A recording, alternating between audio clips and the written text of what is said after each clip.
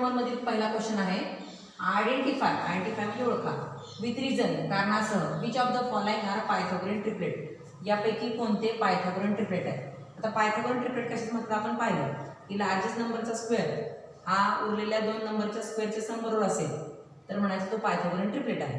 तर हा Pythagorean triplet आहे का पाहूया. याच्यामध्ये लार्जेस्ट नंबर आहे 3, 5, 4 मध्ये 5 हा लार्जेस्ट नंबर आहे. 5 चा स्क्वेअर आहे 25. ओके. आणि रिमेनिंग 2 नंबर आहे 3 आणि 4. 3 चा स्क्वेअर प्लस 4 चा स्क्वेअर. 3 चा स्क्वेअर आहे 9, 4 चा स्क्वेअर आहे 16 आणि दोन्हीची ॲडिशन झाली 25.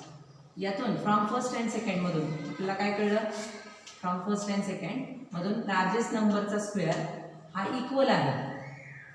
हे पण 25 आला. लार्जेस्ट नंबरचा स्क्वेअर 25 आला आणि उरलेले दोन नंबर आहेत त्यांच्या स्क्वेअरची सम पण 25 झाली. याचा अर्थ लार्जेस्ट नंबरचा स्क्वेअर हा उरलेल्या दोन नंबरच्या स्क्वेअरच्या सम बरोबर आहे. The square of largest number is equal to the sum of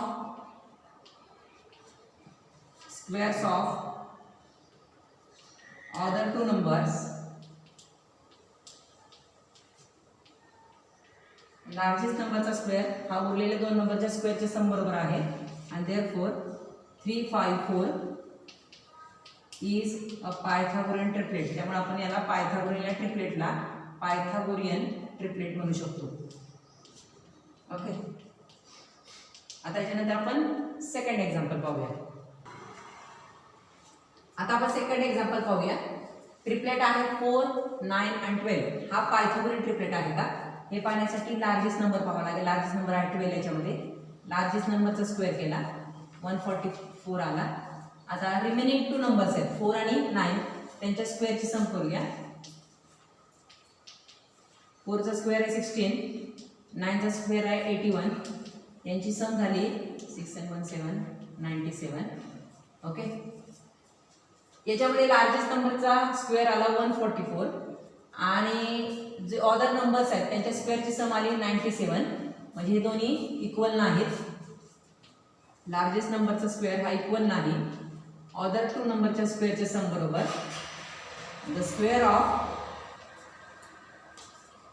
largest number is not equal नाही is not equal to the sum of squares of other two numbers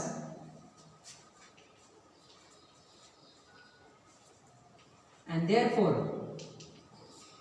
4, 9, 12 is not Pythagorean triplet. हे Pythagorean triplet नाही.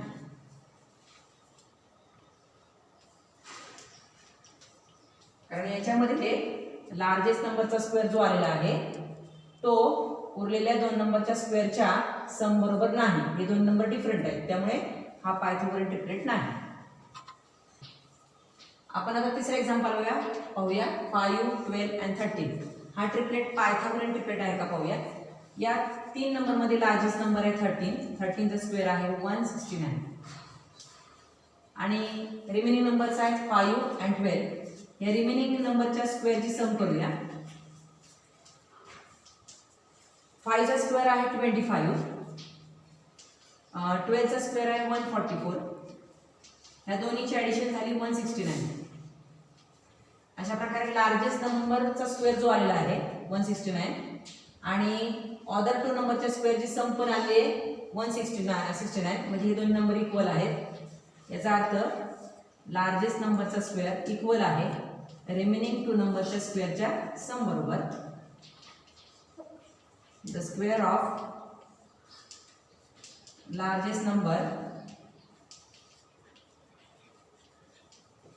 Is equal to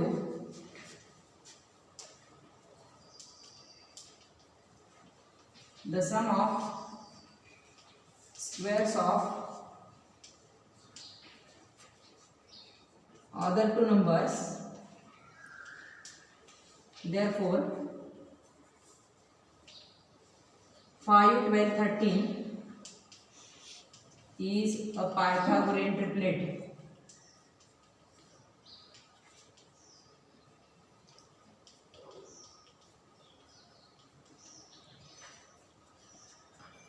fourth example मध्ये 24, 70 आणि 74 हा triplet आहे. यातला largest number आहे 74. 74 चा स्क्वेअर केला तर येतो 5476. आणि जे रिमेनिंग 2 नंबर्स आहेत त्यांच्या स्क्वेअरची सम करूया. 24 चा स्क्वेअर आहे 576.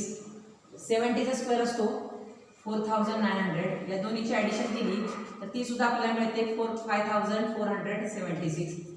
म्हणजे याचा अर्थ या दोन्ही व्हॅल्यू इक्वल आहेत. लार्जेस्ट नंबरचा स्क्वेअर जो आहे तोच ऑदर 2 नंबरच्या स्क्वेअरची सम तीच आहे आणि म्हणून आपण लिहू शकतो 74 चा स्क्वेअर इक्वल आहे कोणाशी, तर 24 चा स्क्वेअर प्लस 70 चा square. The square of largest number is equal to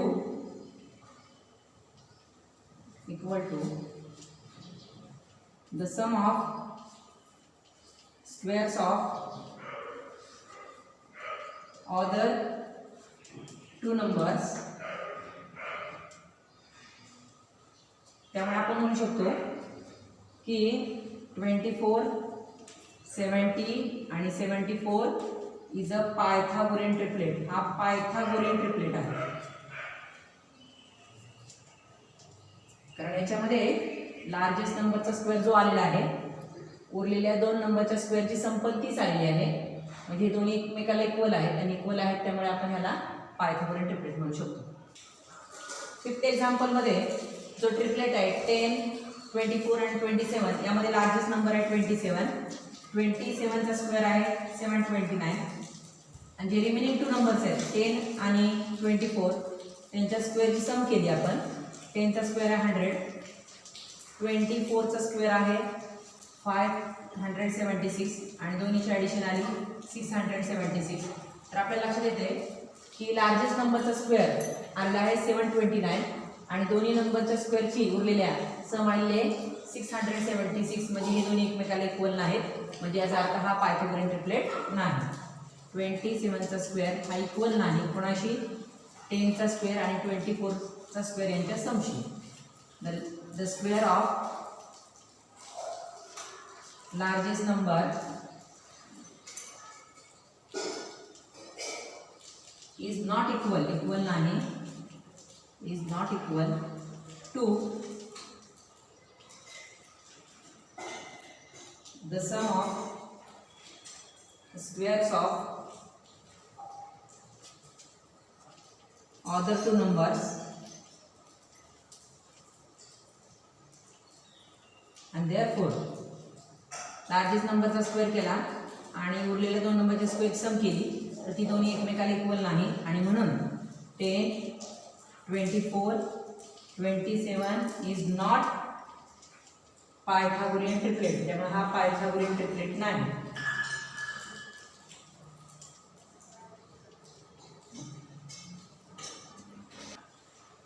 आता या ट्रिपलेटमध्ये 11, 60, 61 या ट्रिपलेटमध्ये लार्जेस्ट नंबर आहे 61. 61 चा जर स्क्वेअर केला तर तो येतो 3721 आणि उरलेले जे 2 नंबर आहेत त्यांच्या स्क्वेअरची सम केली. 11 चा स्क्वेअर आहे 121, 60 चा स्क्वेअर आहे 3600. याची ॲडिशन केली तर ते 3721. याचा अर्थ लार्जेस्ट नंबरचा जो स्क्वेअर आलेला आहे तोच ऑदर 2 नंबरच्या स्क्वेअरची सम तीच आलेली आहे.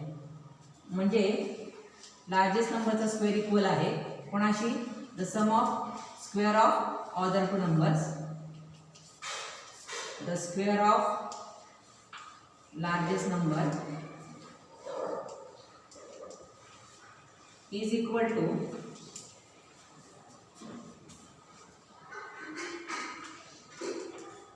the sum of squares of other 2 numbers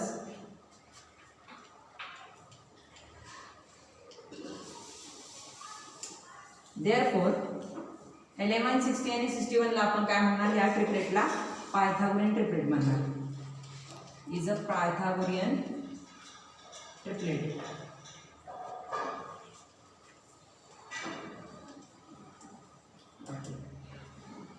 बघूया इन फिगर मध्ये अँगल MNP हा अँगल MNP म्हणजे अँगल N 90 डिग्री आहे. NQ perpendicular seg MP. NQ हा सेक MP वर परपेंडिक्युलर आहे, म्हणजेच हायपोटेन्यूस MP वर परपेंडिक्युलर आहे. MQ ची व्हॅल्यू 9 आहे, QP ची व्हॅल्यू 4 आहे आणि आपल्याला NQ ची व्हॅल्यू फाइंड आउट करायची आहे. जेव्हा अल्टिट्यूड हायपोटेन्यूस वर परपेंडिक्युलर असतो त्यावेळेला आपण theorem of similarity and right angle triangle हा वापरू शकतो किंवा थेरम ऑफ जॉमेट्रिक मीन वापरू शकतो. तर या दोन थेरम पैकी कोणता वापरायचा आहे कसं डिसाइड करणार आपण. तर NQ हा हायपोटेन्यूस वर परपेंडिक्युलर आहे, त्यामुळे हे दोन राईट अँगल ट्रायंगल तयार झालेत. हे ओरिजिनल राईट अँगल ट्रायंगलशी पण सिमिलर असतात आणि एकमेकांशी पण सिमिलर असतात. असं कशामध्ये सांगितलेलं आहे, कोणत्या थेरम मध्ये, तर theorem of similarity and right angle triangle. आणि दुसरा आहे थेरम ऑफ जॉमेट्रिक मीन. त्यामुळे सांगितलंय की NQ जर हायपोटेन्यूस वर परपेंडिक्युलर आहे तर NQ हा MQ आणि QP चा जॉमेट्रिक मीन आहे, बरोबर. आणि मग NQ, MQ, QP ह्या तिन्हीचा उल्लेख कशामध्ये आहे, तर थेरम ऑफ जॉमेट्रिक मीन मध्ये आहे. त्यामुळे आपण या ठिकाणी थेरम ऑफ जॉमेट्रिक मीन वापरणार आहोत. त्याचं कारण काय, थेरम ऑफ जॉमेट्रिक मीन का वापरणार आहोत, कारण ट्रायंगल MNP मध्ये अँगल MNP 90 डिग्री आहे, मीन्स अँगल N 90 डिग्री आहे आणि सेग NQ हा परपेंडिक्युलर आहे. सेग NQ परपेंडिक्युलर आहे कशावर, हायपोटेन्यूस MP वर. म्हणून आपण बाय थेरम ऑफ जॉमेट्रिक मीनचा थेरम वापरणार आहोत. NQ हा जॉमेट्रिक मीन आहे MQ आणि QP चा, त्यामुळे NQ चा स्क्वेअर करायचा. NQ square is equal to MQ multiply QP. जो जॉमेट्रिक मीन असतो त्याचा स्क्वेअर करायचा आणि तो इक्वल असतो ज्या हायपोटेन्यूसचे दोन पार्ट्स पडले त्यांच्या प्रोडक्ट बरोबर. NQ ची व्हॅल्यू किती आहे तर फाइंड आउट करायची आपल्याला. MQ ची व्हॅल्यू 9 आहे, QP ची व्हॅल्यू 4 आहे. 9 4 जा 36. ओके. आता NQ स्क्वेअर ची व्हॅल्यू मिळाली, आपल्याला NQ ची व्हॅल्यू पाहिजे, म्हणून टेकिंग स्क्वेअर रूट.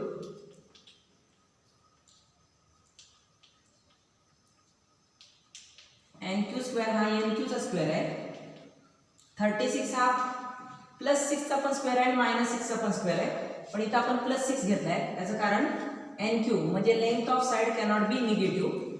साइडची लेंथ कधीही निगेटिव्ह नसते, त्यामुळे NQ ची व्हॅल्यू आपण -6 घेणार नाही, फक्त +6 घेणार आहोत. अशा प्रकारे आपण NQ ची व्हॅल्यू फाइंड आउट केली, किती आहे 6. Third question in figure. या दिलेल्या फिगर मध्ये angle QPR 90 degree, angle QPR means P angle 90 degree आहे. सेक PM परपेंडिक्युलर सेक QR. सेक PM हा सेक QR वर म्हणजे हायपोटेन्यूस QR वर परपेंडिक्युलर आहे. QMR हे कोलिनियर आहेत. PM 10 आहे, PM इज द 10, QM 8 आहे आणि आपल्याला QR फाइंड आउट करायचं आहे. आता MR फाइंड आउट केल्याशिवाय QR कसा फाइंड आउट होईल, MR फाइंड आउट करावं लागेल आणि QM आणि MR ची ॲडिशन केली की मग आपल्याला QR ची लेंथ मिळेल, बरोबर का. मग आता PM, QM आणि MR आपण हे कशामध्ये उल्लेख असतो याचा, तर जॉमेट्रिक मीन मध्ये. कारण अल्टिट्यूड जर हायपोटेन्यूस वर परपेंडिक्युलर टाकला तर PM जो अल्टिट्यूड आहे तो PM हा QM आणि MR चा जॉमेट्रिक मीन आहे. त्यामुळे आपण या ठिकाणी थेरम ऑफ जॉमेट्रिक मीन वापरणार आहोत. इन ट्रायंगल कोणता ट्रायंगल आहे, QPR. PQR दिला तरी चालेल. QPR मध्ये angle QPR means P angle 90 degree आहे. सेग PM हा अल्टिट्यूड आहे, परपेंडिक्युलर आहे कशावर, तर हायपोटेन्यूस QR वर परपेंडिक्युलर आहे. Okay. That's why we can use here theorem of geometric mean.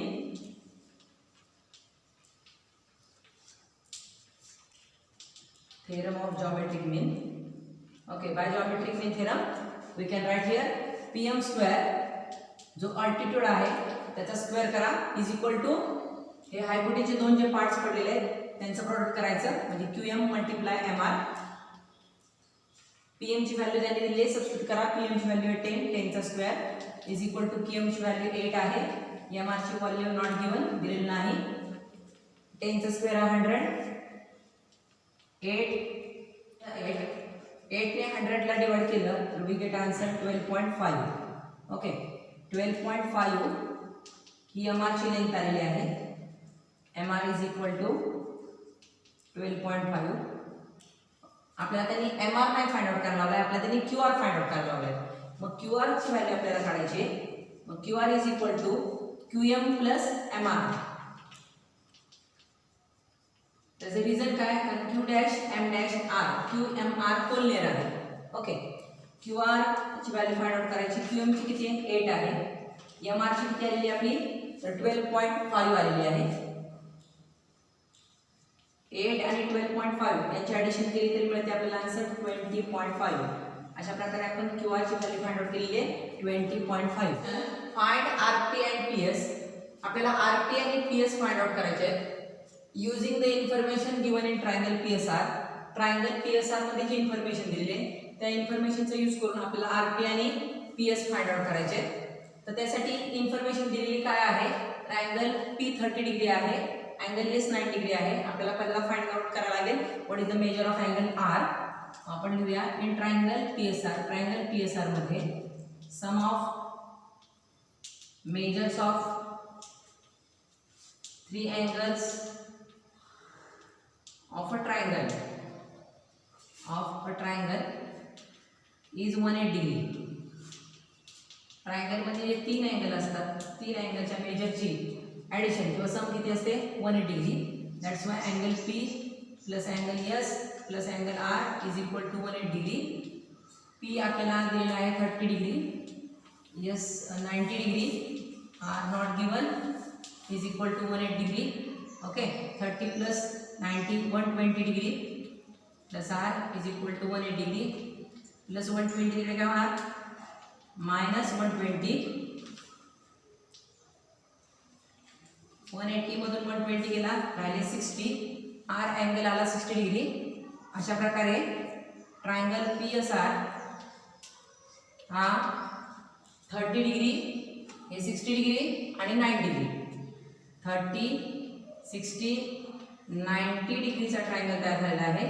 त्यामुळे आपण या ठिकाणी 30 60 90 डिग्री ट्रायंगल थेरम यूज करूया. By 30 60 90 degree triangle theorem. 30 60 90 degree triangle theorem मध्ये काय सांगितलेलं आहे की the side opposite to 30 degree, 30 डिग्रीची जी अपोजिट साइड आहे ती हाफ असते कोणाच्या हायपोटेन्यूजची. ही हायपोटेन्यूज आहे, 90 च्या समोरची बाजू म्हणजे hypotenuse. The side opposite to 30 degree is half of the hypotenuse. 30 च्या अपोजिट साइड जी आहे SR ती हाफ असणार आहे. SR म्हटलं तरी चालेल किंवा RS म्हटलं तरी चालेल, कोणतंही म्हणा. तर SR 30 च्या अपोजिट साइड आहे ती हाफ असणार आहे. कोण हायपोटेन्यूज कोण आहे RP. Side opposite to 30 degree. Okay, SR ची व्हॅल्यू किती आहे 6. RP ची आपल्याला माहित नाही आहे. डिवाइड टू इकडे मल्टिप्लाय टू करूया. 1 ने मल्टिप्लाय केला RP ला, RP येणार आहे 6 2 जा 12. RP ची व्हॅल्यू आली आपली 12 म्हणजे हायपोटेन्यूज आपला 12 आलेला आहे. आता आपल्याला काय करायचं आहे, RP आपण फाइंड आउट केली, RP फाइंड आउट केली. RP किती आहे 12. Okay, now we have to find out PS. आपल्याला PS फाइंड आउट करायचं आहे आणि PS किती आहे तर हा R अँगल 60 डिग्री, मग 60 च्या अपोजिट साइड आहे. मग 60 च्या अपोजिट साइड जी असते म्हणजे PS ही √3/2 टाइम असते कोणाच्या हायपोटेन्यूजच्या. The side opposite to 60 degree is √3/2 times of the hypotenuse. Side opposite to 60 degree. PS ची व्हॅल्यू फाइंड आउट करायची आपल्याला √3/2. RP ची व्हॅल्यू आपण फाइंड आउट केली आहे 12. डिवाइड करूया 2 1 जा 2 2 6 जा 12. डिनॉमिनेटरला 1 आला की आपल्या डिव्हिजन मेथड संपलेली आहे. 6 ने मल्टिप्लाय करायचं √3 ला 6√3. अशा प्रकारे PS ची व्हॅल्यू आलेली आहे 6√3. PS ची व्हॅल्यू आली 6√3 आणि RP ची व्हॅल्यू आलेली आहे 12. Fifth question, for finding AB and BC. आता आपल्याला AB आणि BC ची व्हॅल्यू फाइंड आउट करायची आहे with the help of information given in figure. फिगरमध्ये जी इन्फॉर्मेशन दिली आहे त्या इन्फॉर्मेशनचा यूज करून AB आणि BC ची व्हॅल्यू आपल्याला फाइंड आउट करायची आहे. Complete the following activity. खाली ऍक्टिव्हिटी आपण पूर्ण करूया. AB is equal to BC. AB आणि BC इक्वल आहेत, कॉन्ग्रुएंट आहेत असं आपल्याला गिवन मध्ये दिलं आहे त्यांनी. Okay. Angle BAC, angle BAC किती डिग्रीचा असणार? तर हा ट्रायंगल जो आहे तो 180 डिग्रीचा असणार. त्यापैकी B अँगल 90 डिग्री असेल तर A अँगल आणि C अँगल या दोन अँगलचे ॲडिशन 90 डिग्री असणार. आणि शिवाय हे दोन्ही अँगल अपोजिट टू कॉन्ग्रुएंट साइडच्या अपोजिट आहे, त्यामुळे हे अँगल पण कॉन्ग्रुएंट असणार. Angles opposite to congruent side are also congruent. त्यामुळे हे दोन्ही अँगल कॉन्ग्रुएंट असणार आणि ह्या दोन अँगलची ॲडिशन 90 डिग्री असणार. याचा अर्थ प्रत्येक अँगलचं मेजर 45 डिग्री असणार. ओके. म्हणजे अँगल BAC किती असणार आहे? 45 degree. AB is equal to BC आणि मल्टिप्लाय AC. AC हायपो आहे. AB आणि BC ह्या दोन्ही साइड अपोजिट टू 45 डिग्री आहे आणि 45 90 डिग्री. ट्रायंगल थेरम काय सांगतो की साइड अपोजिट टू 45 डिग्री, 45 डिग्रीच्या ज्या अपोजिट साइड आहेत त्या 1/√2 टाइम्स असतात कोणाच्या? हायपोटेन्यूसच्या. ओके. आता इथं 1/√2 लिहिलं. AC ची व्हॅल्यू त्यांनी दिलेली आपल्याला √8 दिलेली आहे. पुन्हा इथं 1/√2 केलं. त्यांनी √8 चे दोन पार्ट्स पाडले. रफमध्ये करून दाखवते. √4 अँड √2. √4 म्हणजे 2. 4 हा 2चा स्क्वेअर आहे पण तो बाहेर आलेला आहे आणि हा 2 कोणाचा स्क्वेअर नाही म्हणजे √2. अशा प्रकारे 2√2 या ठिकाणी लिहिलेलं आहे. √2 ला √2 कॅन्सल झाले तर 2 1 जा 2. अशा प्रकारे AB आणि BC दोन्हीची व्हॅल्यू किती येणार आहे? 2. क्वेश्चन पाहूया. Find the side and perimeter of a square. एक स्क्वेअर आहे आणि त्या स्क्वेअरची साइड आणि पेरिमीटर फाइंड आउट करायचे ज्या स्क्वेअरचा डायगोनल 10 सेंटीमीटर आहे. त्यांनी आपल्याला त्या स्क्वेअरचं नाव वगैरे दिलं नाही म्हणून आपण एक स्क्वेअर काढूया आणि त्या स्क्वेअरला नाव देऊया ABCD. ओके. आणि त्याचा डायगोनल आपण AC घेऊया. आता इथे लिहूया. नाव दिलं नाही त्यांनी आपल्याला म्हणून घ्यायचं की let quadrilateral ABCD be given square. दिलेला स्क्वेअर म्हणजे क्वाड्रॅटरल ABCD आहे. All sides of square are congruent equal. म्हणून AB आणि BC आपण इक्वल दाखवला. इथे लिहूया let side of square B x centimetre.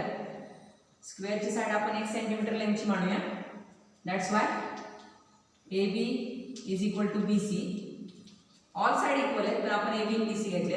AB आणि BC इक्वल आहे आणि प्रत्येकाची लेंथ किती आहे तर 1 सेंटीमीटर आहे. AC डायगोनल त्यांनी 10 सेंटीमीटर दिलेला आहे. Diagonal AC is equal to 10 centimetre. Okay. B angle 90 degree असणार आहे कारण every angle of square is 90 degree. Right angle. Angle ABC is equal to 90 degree. त्याचं रिझन आहे angle of square. In this way हा ABC triangle right angle triangle आहे आणि हा right angle triangle आहे त्यामुळे आपण या ठिकाणी पायथागोरस थेरम यूज करायचा आहे. Bye Pythagoras theorem.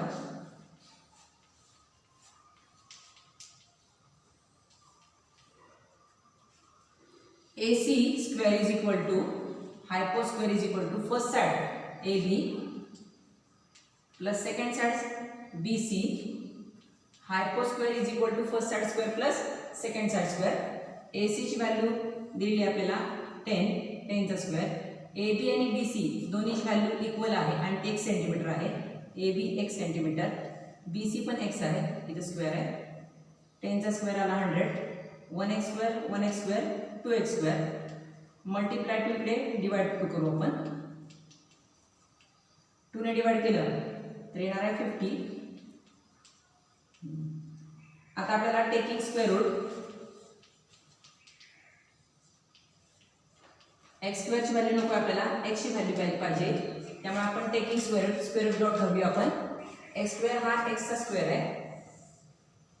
50 कोणाचा आहे? रूट 50चा आहे. 50 कोणाचा स्क्वेअर नाही आहे, त्यामुळे रूट 50चे 2 पार्ट्स करू आपण. Route 25 multiply route 2. रूट 25 हा 5चा स्क्वेअर आहे, 2 कोणाचा स्क्वेअर नाही, त्यामुळे 5 रूट 2 अशी एक्सची व्हॅल्यू आलेली आहे. एक्स म्हणजेच कोण आहे? ए बी आणि B C. A B is equal to B C. 5 root 2 आणि ए बी आणि बी सी काय आहे? तर साइड आहे स्क्वेअरची. अशा प्रकारे आपण फाइंड आउट केलेली आहे. Side of square is equal to 5 root 2 centimetre. Side find out केल्यानंतर आपल्याला आता काय करायचे? तर पेरिमीटर. पेरिमीटर म्हणजेच काय? The sum of length of all side of square म्हणजे पेरिमीटर ऑफ स्क्वेअर. स्क्वेअरच्या ऑल साइडच्या लेंथची बेरीज करायची म्हणजे पेरिमीटर. तर स्क्वेअरच्या पेरिमीटरचा फॉर्म्युला आहे perimeter of square is equal to 4 into side. 4 multiply every side किती आहे स्क्वेअरची? 5 रूट 2. 5 4 जा 20 आणि रूट 2. अशा प्रकारे पेरिमीटर ऑफ स्क्वेअर आपली किती आली आहे? तर 20 root 2 centimetre. Side of square find out केली 5 रूट 2 सेंटीमीटर आणि पेरिमीटर ऑफ स्क्वेअर आहे 20 root 2 centimetre. 7 question in figure. फिगरमध्ये अँगल DEF 9 डिग्री आहे. DEF अरे DF कुठे 9 डिग्री? तर DF आहे. 7 क्वेश्चन आहे in figure angle DFE 90 degree. Angle DFE F angle का आहे? 9 डिग्री आहे. FG perpendicular ED. FG हा ED वर परपेंडिकुलर आहे. GD is equal to 8. GD 8 आहे. FG 12 आहे. तर आपल्याला फाइंड आउट करायचं आहे EG, FD आणि EF हे 3 फाइंड आउट करायचे आहेत. तर पहिले तर आपण EG फाइंड आउट करण्याचा प्रयत्न करू. EG हे पहा FG हा परपेंडिकुलर आहे. कशावर? कर्कट ही गाडी आहे हिलेच वरणार आहे. 7 क्वेश्चन इन फिगर. फिगरमध्ये अँगल DFE 90 डिग्री आहे. अँगल DFE 90 डिग्री आहे. FG perpendicular ED. FG हा ED वर परपेंडिकुलर आहे. ED हा हायपोटेन्यूस आहे. F जर 9 डिग्री असेल तर side opposite to 9 degree is called hypotenuse. म्हणजे FG हा हायपोटेन्यूस ED वर परपेंडिकुलर आहे. GD 8 आहे. FG 12 आहे. आपल्याला पहिल्यांदा फाइंड आउट करायचा आहे EG फाइंड आउट करायचा आहे FD आणि EF. तर पहिल्यांदा आपल्याला फाइंड आउट करायचा आहे EG फाइंड आउट करायचा आहे. जर अल्टिट्यूड हायपोटेन्यूस वर परपेंडिकुलर असेल तर आपण या ठिकाणी थेरम ऑफ जॉमेट्रिक मीन वापरू. FG हा जॉमेट्रिक मीन आहे EG आणि GD चा. तर इथे लिहायचं आहे इन ट्रायंगल EFD किंवा DFE असं लिहिलं तरी चालेल. अँगल DFE 90 डिग्री आहे. सेग FG हायपोटेन्यूस ED वर परपेंडिकुलर आहे. Perpendicular हायपोटेन्यूस ED. Okay, therefore we can use here theorem of geometric mean.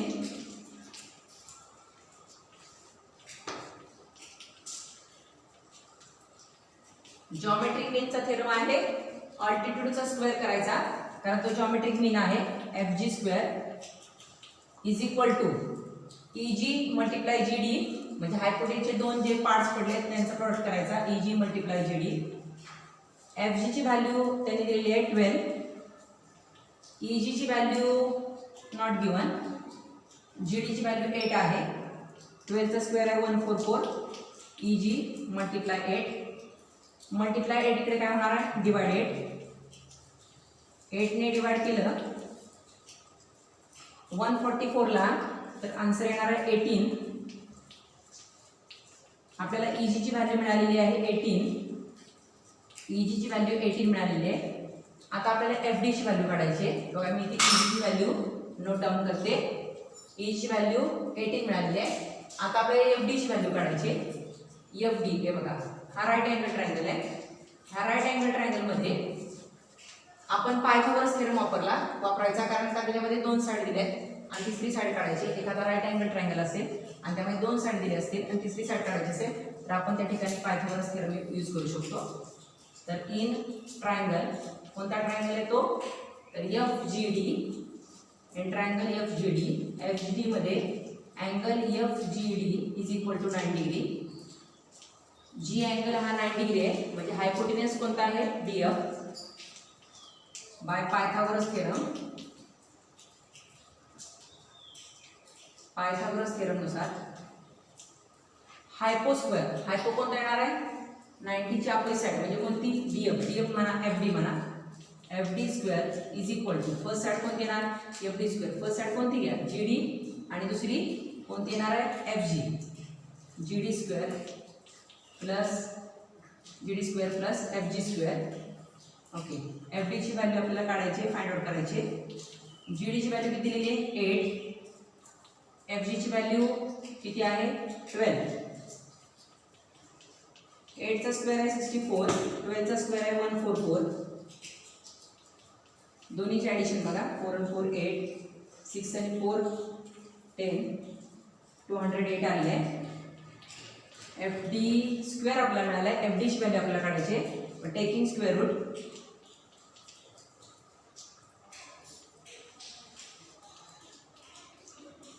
F D square हा एफ डीचा स्क्वेअर आहे, हा 208 हा रूट 208 चा स्क्वेअर आहे.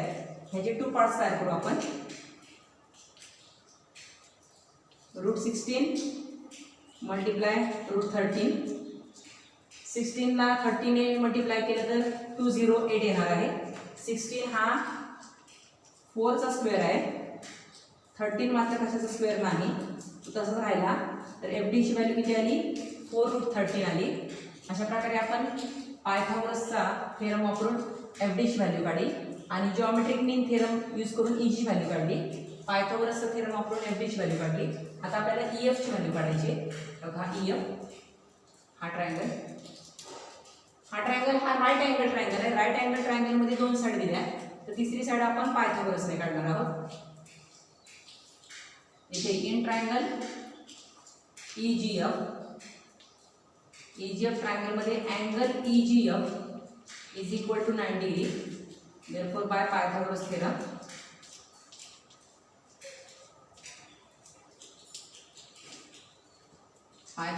नुसार 90 ची अपोजिट साइड कोणती आहे, EF. म्हणजे EF हा हायपो आहे. EF square is equal to first side कोणती आहे, EG square plus second side FG square. EF ची व्हॅल्यू नॉट गिवन. EG ची व्हॅल्यू 18, FG ची व्हॅल्यू 12.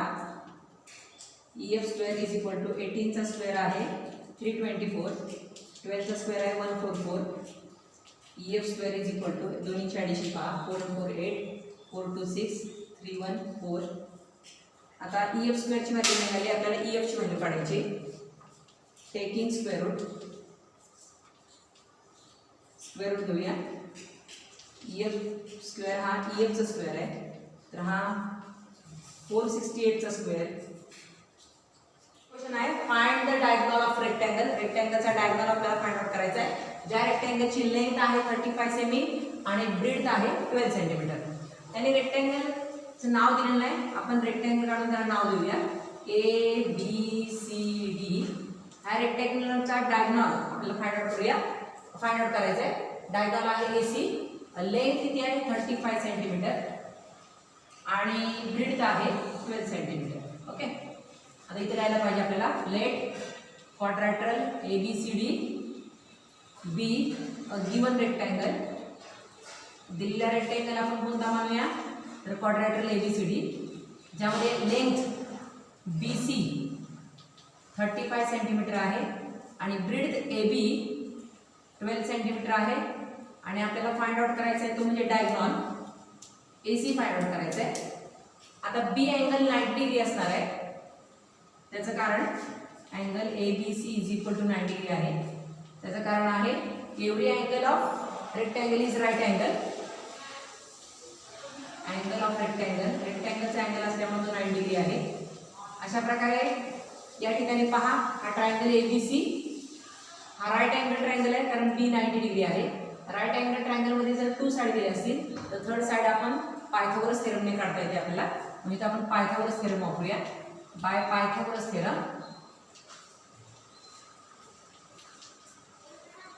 हायपो स्क्वेअर 90 ची आपली साईड आहे ती हायपो आहे AC square is equal to first side आहे AB square plus second side आहे BC स्क्वेअर. AC ची व्हॅल्यू फाइंड आउट करायची. AB आहे 12 चा स्क्वेअर, BC आहे 35 चा square. AC square is equal to 144 12 चा स्क्वेअर आहे याचा आहे 1225. AC square is equal to addition करा 549 426 213 आणि 1. AC स्क्वेअर आपण AC ची व्हॅल्यू करायची म्हणजे taking square root. AC square हा AC चा स्क्वेअर आहे. तर 1369 हा स्क्वेअर कशाचा आहे. AC स्क्वेअर हा AC चा स्क्वेअर आहे. तर 1369 हा 37 चा स्क्वेअर आहे. अशा प्रकारे AC ची व्हॅल्यू आली 37. AC सुद्धा डायगोनल आहे आणि BD सुद्धा डायगोनल आहे. AC is equal to BD. AC आणि BD ची व्हॅल्यू सेम असणार कारण त्याचा अर्थ आहे की diagonals of rectangle are congruent. रेक्टँगलचे डायगोनल कॉन्ग्रंट असतात त्यामुळे AC ची लेंथ आणि BD ची लेंथ सेम असणार. AC जर समजा 37 आलेला आहे तर BD पण किती असणार आहे 37 आहे. दॅट्स वाय डायगोनल ऑफ रेक्टँगलचा डायगोनल आहे 37 सेंटीमीटर. आणि क्वेश्चन पाहूया.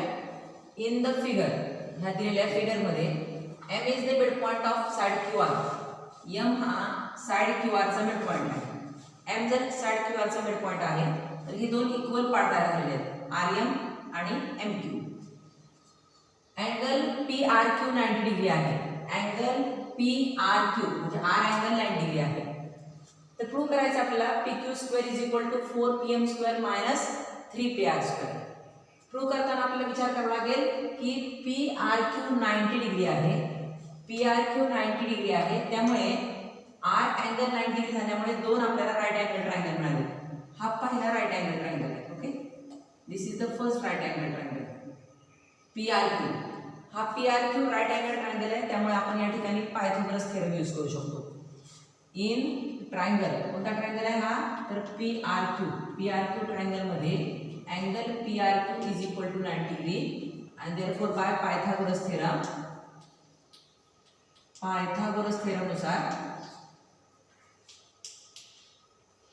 हायपो स्क्वेअर, हायपो म्हणजे side opposite to 90 degree, hypo square is equal to first side square PR square plus second side square means RQ square.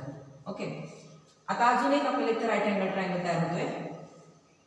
हा राईट अँगल ट्रायंगल, हा right angle triangle, हा एक right angle triangle तयार होतोय. त्यामुळे या ठिकाणी पण आपल्याला पायथागोरस थेरम यूज करावा लागेल. इन ट्रायंगल PR इथे M आहे. In triangle PRM angle PRM is equal to 90 degree. PRM मध्ये अँगल PRM 90 डिग्री आहे. therefore by Pythagoras theorem right angle triangle आहे त्यामुळे या ठिकाणी आपण सुद्धा पायथागोरस थेरम यूज करूया. हायपो स्क्वेअर हे हायपो असणार आहे PM square is equal to first side आहे PR square plus second side आहे RM स्क्वेअर. ओके, पायथागोरस थेरमने आपल्याला हे दोन स्टेटमेंट मिळाले.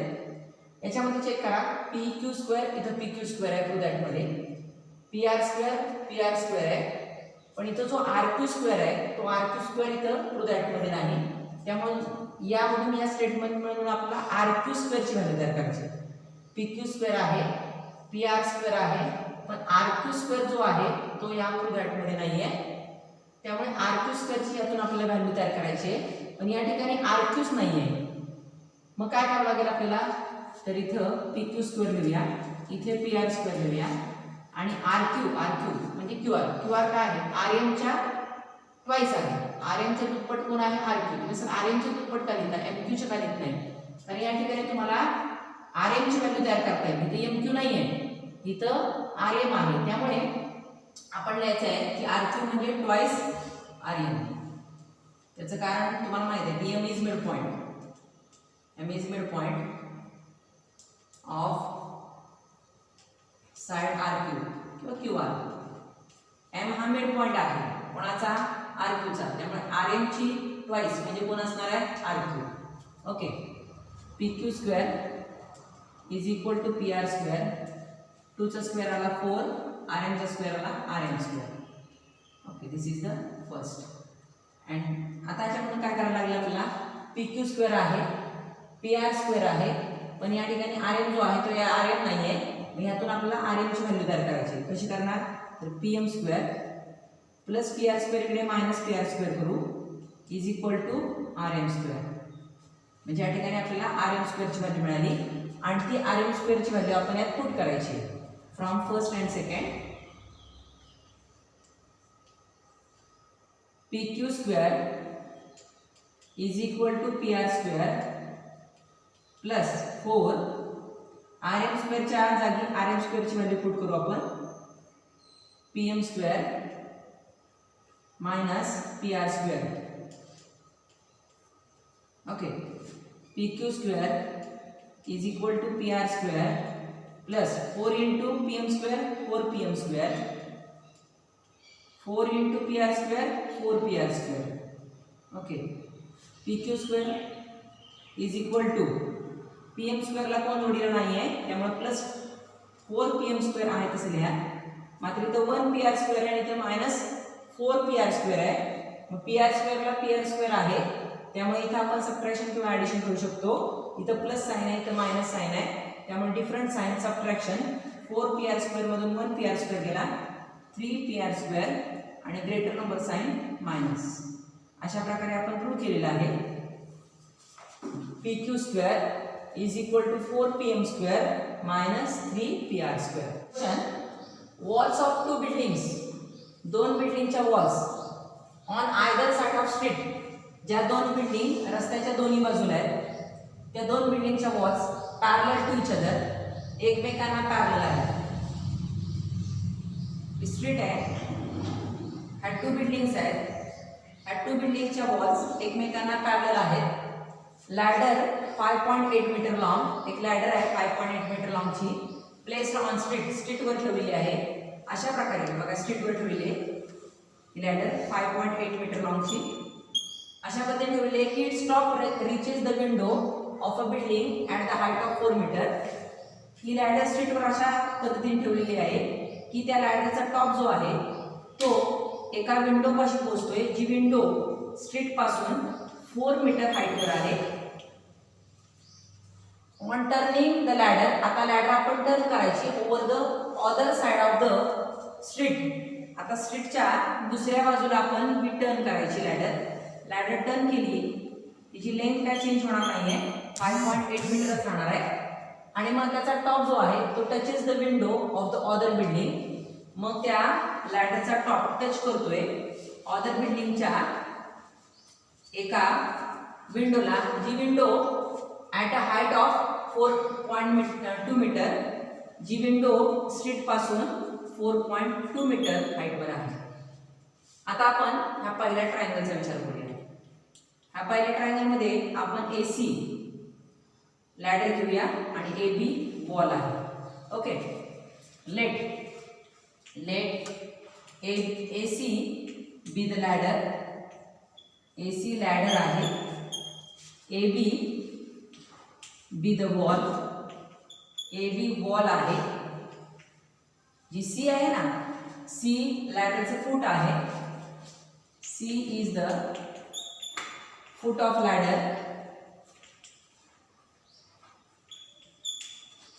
B is the base of the wall,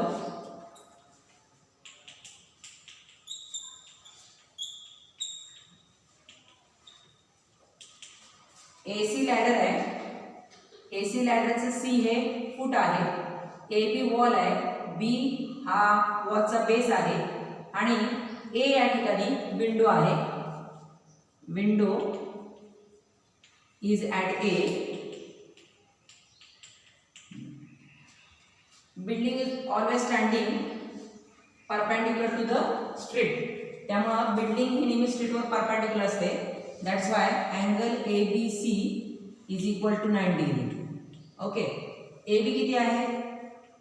AB आहे 4 मीटर आणि AC आहे 5.8 metre.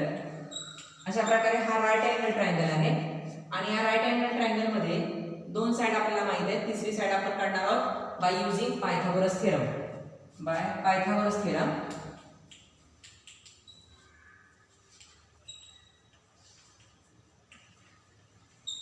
हायपोस्क्वेअर side opposite to 90 degree is called hypotenuse.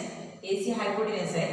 AC square is equal to first side आहे AB square plus second side आहे BC square. AC ची value आहे 5.8 square, AB ची आहे 4 square plus BC ची value find out करायची आपल्याला. 5.8 चा स्क्वेअर आहे 33.64, 4 चा स्क्वेअर असतो 16 plus BC square. BC square ची व्हॅल्यू काढायची प्लस 16 इकडे मायनस करणार. 33.64 minus 16 equal to BC square. याचं सबट्रॅक्शन केलं तर 17.64. आता BC स्क्वेअर ची व्हॅल्यू नको आपल्याला, BC ची व्हॅल्यू पाहिजे.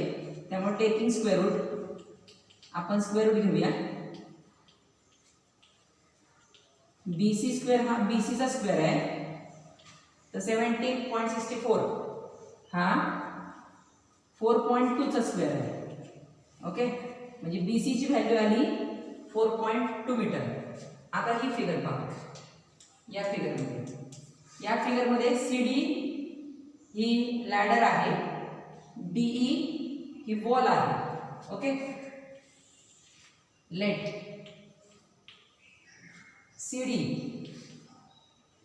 be the ladder. CD जर लॅडर आहे तर C is the foot of ladder.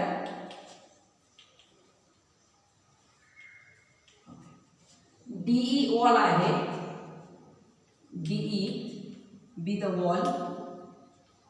D जर आपण वॉल मानली तर E हा वॉलचा बेस आहे. E is the base of wall. या ठिकाणी D या ठिकाणी विंडो आहे.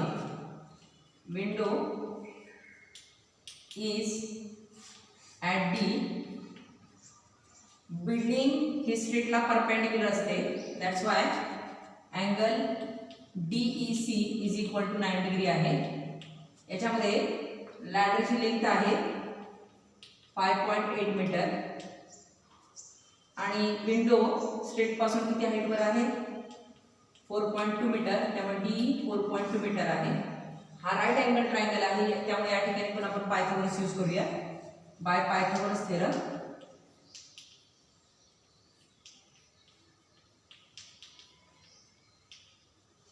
हायपोस्क्वेअर हा 90 डिग्री आहे. 90 डिग्रीची आपली साइड जी असते ती हायपो आहे.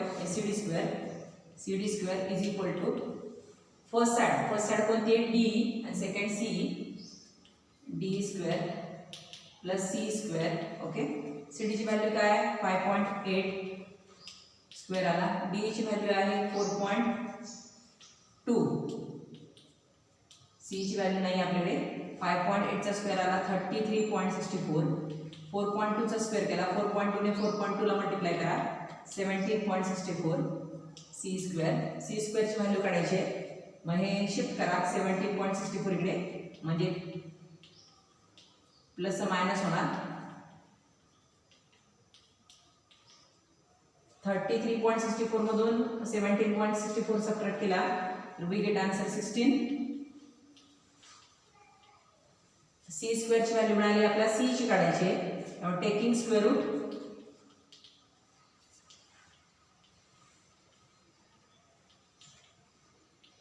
C स्क्वेअर हा C चा स्क्वेअर आहे तर 16 हा 4चा स्क्वेअर आहे. अशा प्रकारे आपल्याला BC ची व्हॅल्यू मिळाली आहे 4.2 आणि CE आहे 4. आपल्याला काढायचे find the width of slit असं सांगितलेलं आहे. म्हणजे आपल्याला विड्थ ऑफ स्लिट काढायचे. विड्थ ऑफ स्लिट कोणती आहे? BE is equal to BC plus CE. त्याचं रिझन आहे BCE कोलिनियर आहेत.